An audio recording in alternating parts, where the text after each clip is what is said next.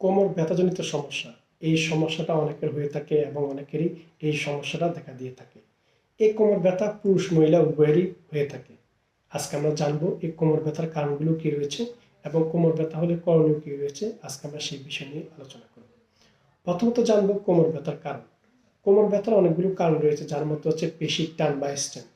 অতিরিক্ত পেশির টানের ফলে আমরা যদি কোনো ভারী কাজ করতে থাকি এবং এর পাশাপাশি যদি খেলাধুলা করি, এতে আমাদের পেশির টান পড়তে পারে এবং অতিরিক্ত স্ট্রেনের ফলে আমাদের এই কোমর ব্যথা দেখা দিয়ে থাকে।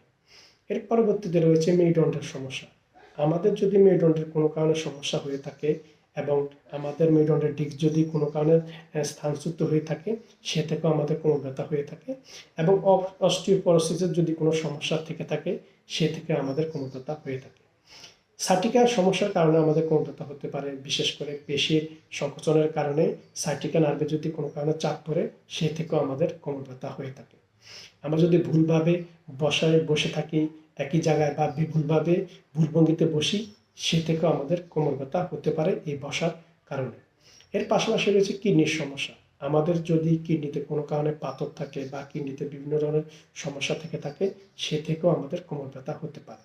এর পাশাপাশি অন্যান্য কিছু কারণ রয়েছে, যার মধ্যে রয়েছে আমাদের অস্টিওপরোসিসের কারণে। এর পাশাপাশি আমাদের অ্যাপেন্ডিক্সে যদি কোনো কারণে সমস্যা থাকে, সে থেকেও আমাদের কোমর ব্যথা হতে পারে। এবং স্ত্রী রোগের কিছু সংক্রমণজনিত যেমন ইউটিআই এর কারণেও কোমর ব্যথা হতে পারে। এখন আমরা জানবো এই কোমর ব্যথা হলে আমাদের করণীয় কী রয়েছে। কোমর ব্যথা হলে এবং কোমর ব্যথা বেশি হলে আমাদের যে কাজটি প্রথমত করতে হবে তা হচ্ছে বিশ্রামে থাকতে হবে এবং বিশ্রাম নিতে হবে। এর পাশাপাশি আমাদের কোমর ব্যথা হলে ওই ব্যথা স্থানে হালকা গরম সেক দিতে হবে।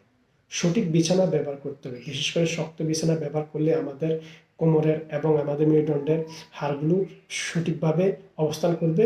এতে আমাদের শক্ত বিছানা ব্যবহার করতে হবে এবং সঠিক বিছানা ব্যবহার করতে হবে।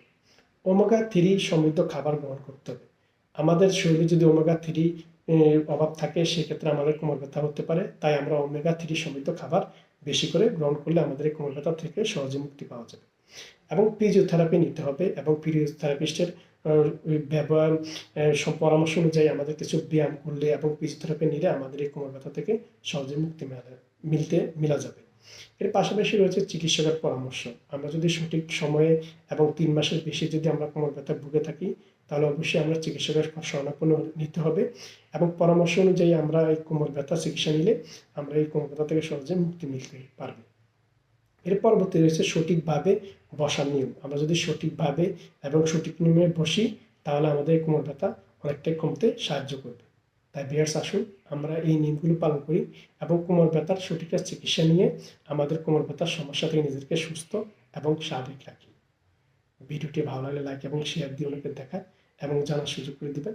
সবাইকে ধন্যবাদ।